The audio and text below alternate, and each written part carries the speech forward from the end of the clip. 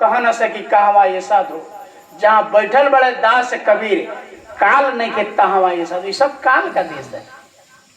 काल से निकल चलो, कलिग्राम से निकल चलो, कलिग्राम से। काल का देश है। अब की बार भक्ति करके, महापुरुष संतों के सत्संग करके अब की बार चल चलो। ये बताए तो इस तरह के जितने भी संत हुए किसी दूसरे पर निर्भर नहीं रहे, अपने से गुरु महाराज को का आधा टुकड़ा खाता हूं वो भी तुम्हारा सदा देता हूं। तो ये रास्ता है पक्का संत मत का। तो कबीर साहब के एक बार क्या हुआ कि कबीर साहब उसी तरह से अपना ये बनाते थे चादर, और चादर बुन करके बेचते थे, उसी से खाते पीते थे।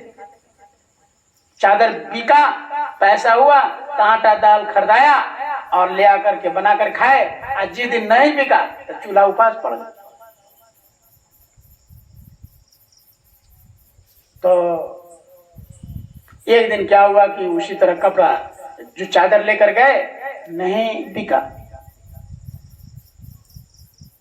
अब चादर लौटा के चले आए और घर में आटा नहीं। क्योंकि महात्मा जितने भी हुए वैसे ही फक्कड़ लाल हुए, वो बाहरी चीज पर ध्यान ही नहीं देते हैं, खाने पीने कपड़ा लाता पर ध्यान नहीं देते। तो कबीर साहब के पास हमेशा समझे घटले रहता था। कोई कोई उनके पास हमेशा अब कोई न कोई आते ही रहते थे मेहमान, क्योंकि कोई दर्शन करने के हिसाब से, कोई सत्संग सुनने के हिसाब से, कोई नाम दान लेने के हिसाब से, कोई ऐसे आते जाते रहते थे। तो प्रेमियों उस दिन क्या हुआ कि ऐसे आटा घर में नहीं था।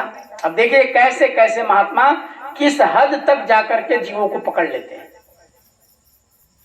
तो घर में आटा उटा कुछ नहीं। तो जब कपड़ा लेकर आए तो कहा कि कपड़ा नहीं बीता। उनकी पत्नी का नाम लोई था, और लोई माता लोई भी संत थी। संत मतलब साधक थी। अब कबीर साहब से ही नामदान ली थी। पत्नी थी, लेकिन पत्नी के भाव में कभी कबीर साहब जब बच्चे हुए, कमाल और कमालिन, दो बच्चे, एक कमाल लड़का का नाम और कमालिन लड़की का नाम रखे थे। कमाल कमाल था, कमाल का था सब, तो कमाल और कमालिन। कमाल लड़का का नाम, कमालिन लड़की का, बस दो, एक लड़का एक लड़की। और एक पत्नी थी माता लोई। तो लोई को भी नामदान जब जिससे दे दिए तब से वो भी शिष्य के रूप में, वो कभी माता लोई कबीर साहब को अब ये पति के नहीं गुरु के रूप में देखा करती थी। गुरु का स्मरण जैसे, बस वैसे पति के भाव नहीं था। तो जो कहते सो करती थी। तो कबीर साहब कहा कि अच्छा नहीं है, चादर बिका नहीं, पैसा है नहीं, तो कैसे करोगे खाने पीने का, आज कैसे होगा, बच्चे लोग कैसे खाएंगे, जाओ ले आओ, आटा मांग कर ले लाओ, बगल अगल कहीं से जाओ ले आओ। तो हमेशा मांगते ही रहते थे, और जिसके पास कुछ नहीं होता उसको उधार कोई देता भी नहीं। बार बार बगल अगल वाले भी मांगते रहते थे। तो बोल दिया कि नहीं, हम हमारे पास नहीं दिया।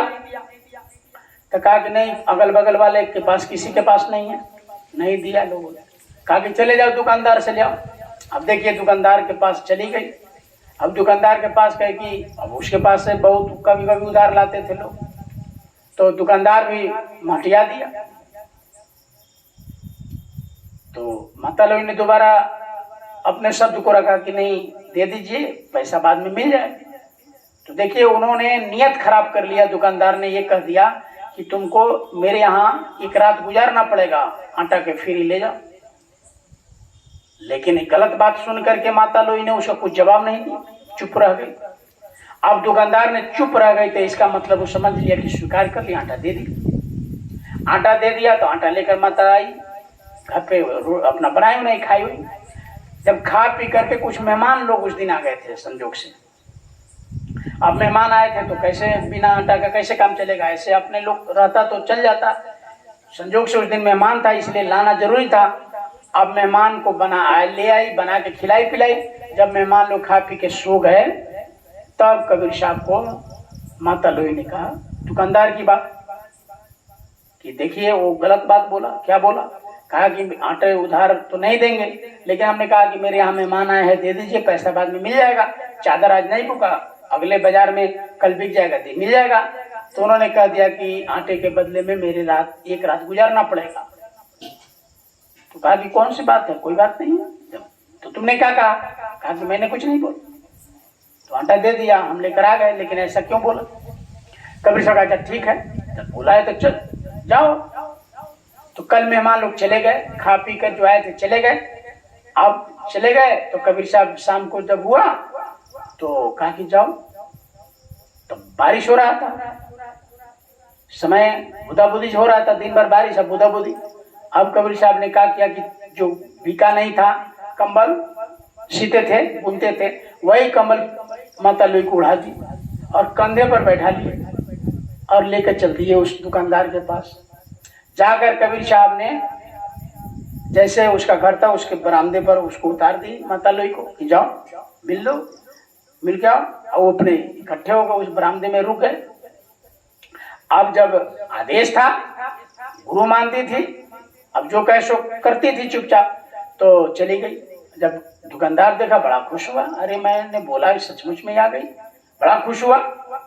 लेकिन देखा कि इस औरत को कि बारिश हो रहा है लेकिन कपड़ा भूगा नहीं है, पैर में कीचड़ नहीं लगा है।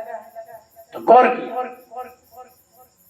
दुकानदार कहा कि अरे तुम्हारा कपड़ा भीगा नहीं है। तो हाँ हमारे वो लेकर आए हैं। कौन? तो कबीर साहब। अब इसका हक बकरा गया, झूठ बोल रही है।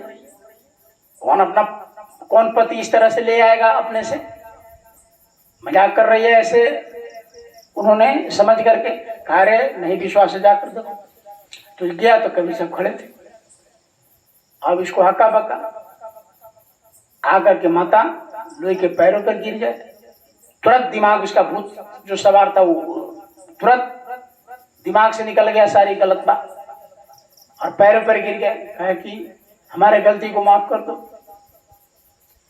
अब तुरंत कबीर साहब के पास गए, पैरों पर गिर गए कि हमारे जो भी गुनाह है सब सरकार माफ कीजिए।